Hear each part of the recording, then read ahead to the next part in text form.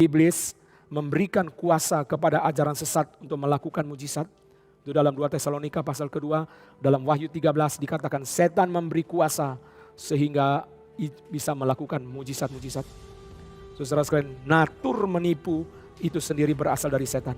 Maka saudara saya belajar dari Petrus memberi kepada saudara 5 spirit atau 5 ciri daripada ajaran sesat yang kita belajar dari kesalahan Petrus. 5 spirit atau ciri daripada ajaran sesat yang kita belajar dari kesalahan Petrus. Pertama, menolak kehendak Allah bagi dia.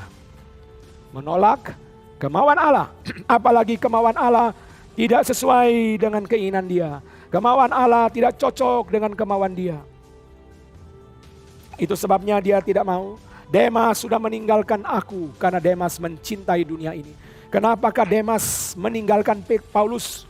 Karena Demas mencintai dunia. Dalam 2 Tesalonika pasal keempat dikatakan, Demas meninggalkan aku karena dia mencintai dunia ini.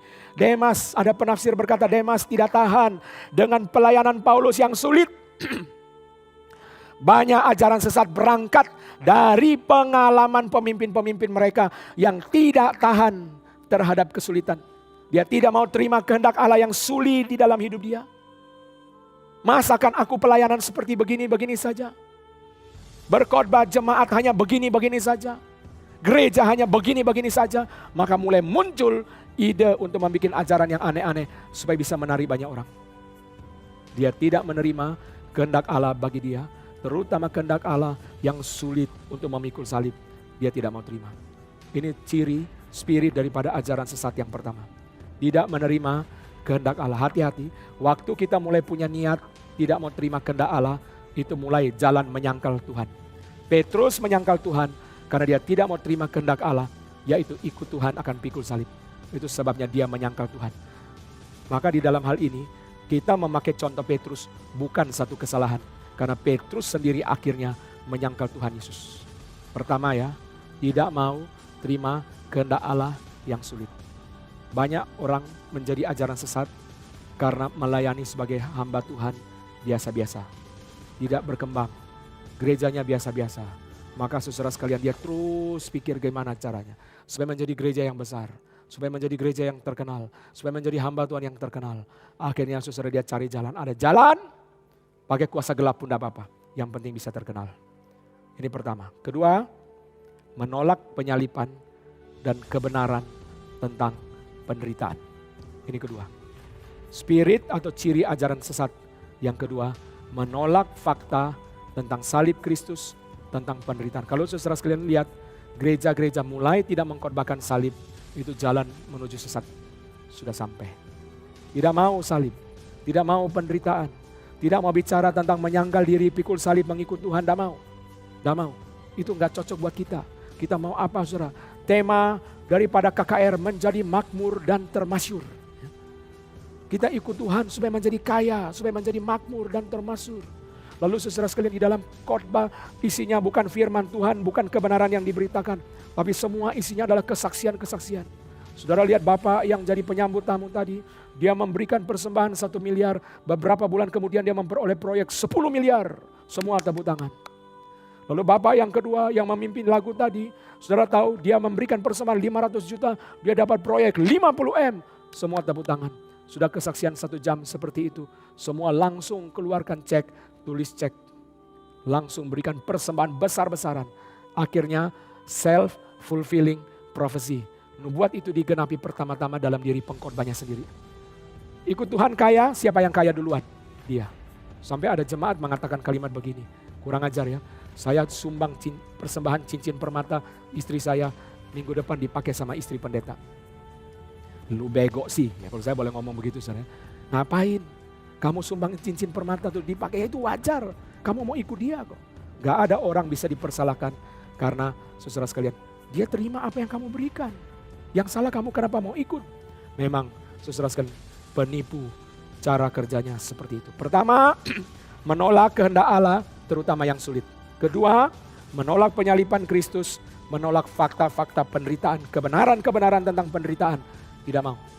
Itu kedua. Ketiga, menolak seluruh kebenaran. Petrus menerima Yesus itu Mesias, tapi tidak mau terima Yesus disalibkan.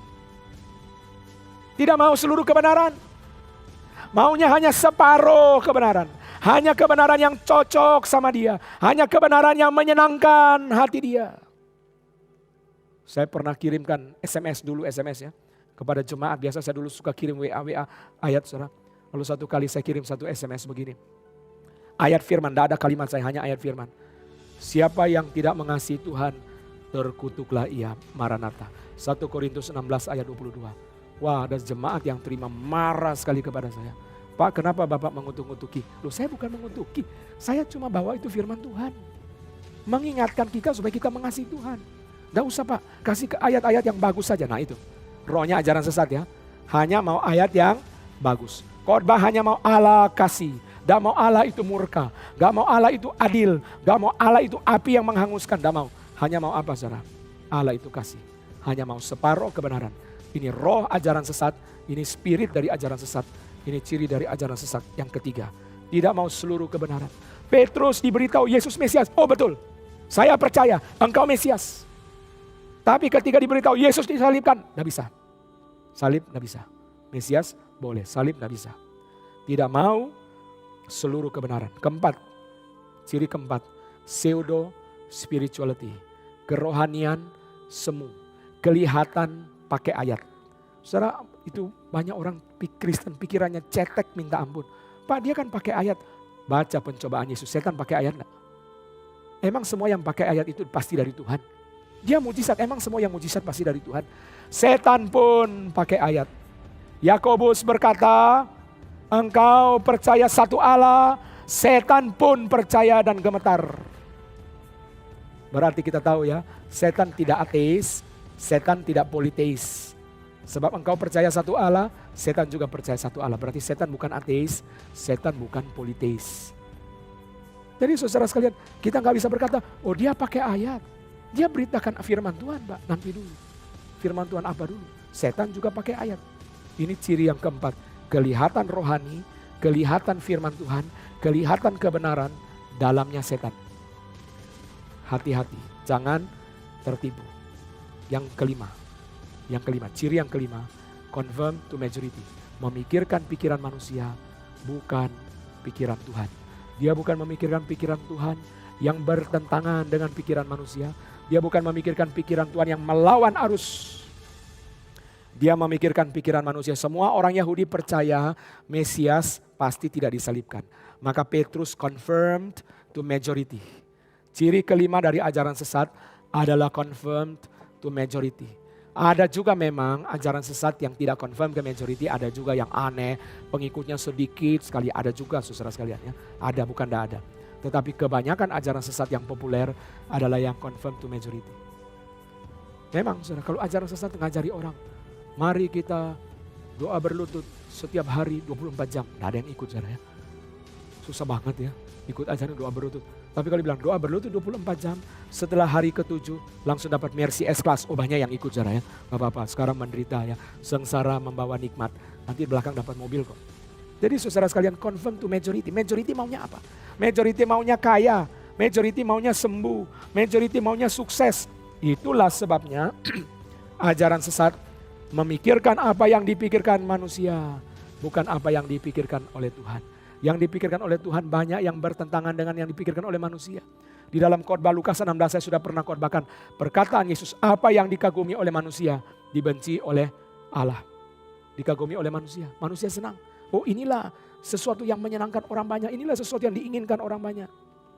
Itu sebabnya saudara sekalian, maka orang belajar bagaimana saya bisa mencapai masa yang banyak. Saya mempelajari mendalam mengenai mega church dan saudara menemukan, saya sudah pernah khotbah itu dalam seminar yang lain. Saudara sekalian, mega church itu mempunyai satu spirit, yaitu conformed to the world.